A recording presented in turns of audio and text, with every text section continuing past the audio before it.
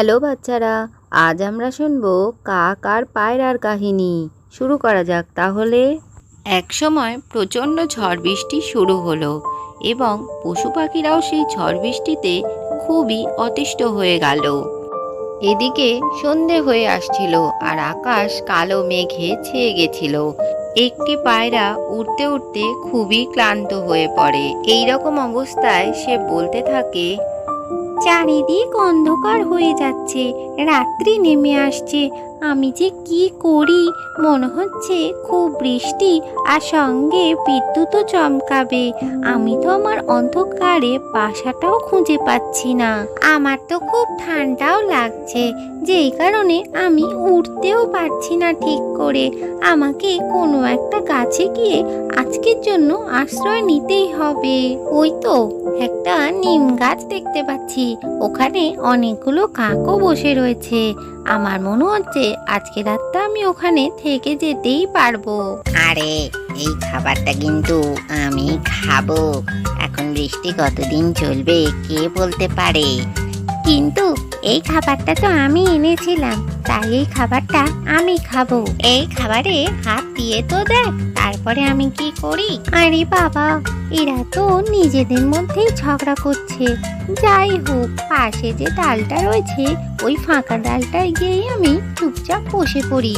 এরপরে পায়রা উঠতে উঠতে গিয়ে সেই ফাঁকা ডালে বসে পড়ে। আরে ভাই সব, দেখো দেখো, নিজেদের মধ্যে ঝগড়া করো না। ওইদিকে দেখো, একটা পায়রা এসে ডালে বসেছে। আরে এই গাছটা তো আমাদেরই। আরে পায়রা, তুই এখানে কেন বসেছিস? দেখছিস না আমরা ঝগড়া করছি? তোর ভয় লাগছে না? এখন আকাশে ঘন কালো মেঘে ছেয়ে গেছে, তাই আমি কিছুই দেখতে পাচ্ছি না আর নিজের বাসাও খুঁজে পাচ্ছি না।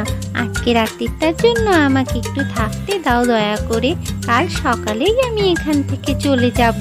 না না, তুই এখানে বসতে মোটেই পারবি না। এক্ষুনি এখান থেকে চলে যা। এই গাছটা কিন্তু আমাদের। আমি তোকে কি বলছি তুই কি সেটা বুঝতে পারছিস না?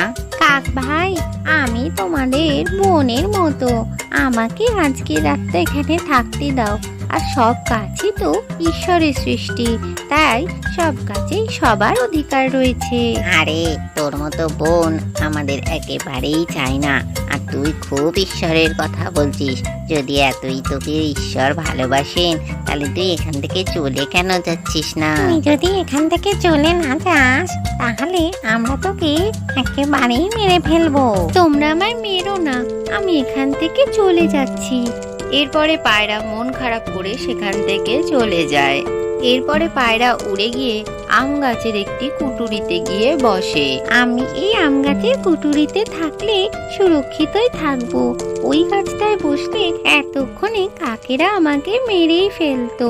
হে ঈশ্বর, আজকে এই ঝড় জলের রাত্রিরে আমাকে তুমি রক্ষা করো। এরপরেই প্রচন্ড ঝড় বৃষ্টি আর সঙ্গে সঙ্গে শিলও পড়তে থাকে।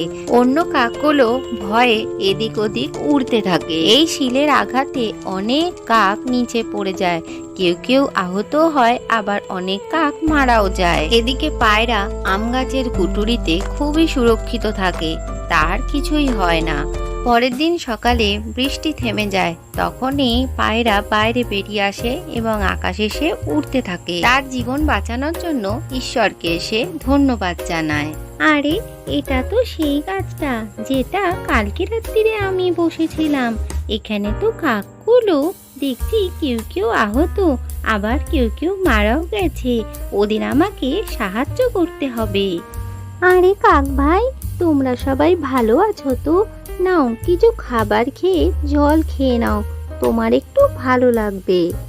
আরে বোন, তুমি কালকে আমাদের এই গাছে আশ্রয় চাইতে এসেছিলে।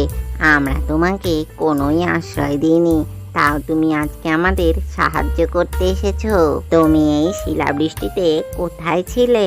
আমি ওই বড় আম গাছটার কুঠুরিতে ছিলাম, ঈশ্বর আমাকে বাঁচিয়েছেন। এরপরে পায়রা সমস্ত কথা কাককে বলে। কাক নিজেদের ভুল বুঝতে পারে। বোন, আমরা কালকে তোমার সাথে যা করেছি খুবই অন্যায় করেছি, আমাদের তুমি ক্ষমা করে দিও। আজকের গল্পটি থেকে কি শিখলে বাচ্চারা? সবসময় অন্যের বিপদে তাদের সাহায্য করা উচিত। ভিডিওটি ভালো লাগলে চ্যানেলটিকে লাইক ও শেয়ার করে সাবস্ক্রাইব করে দিও।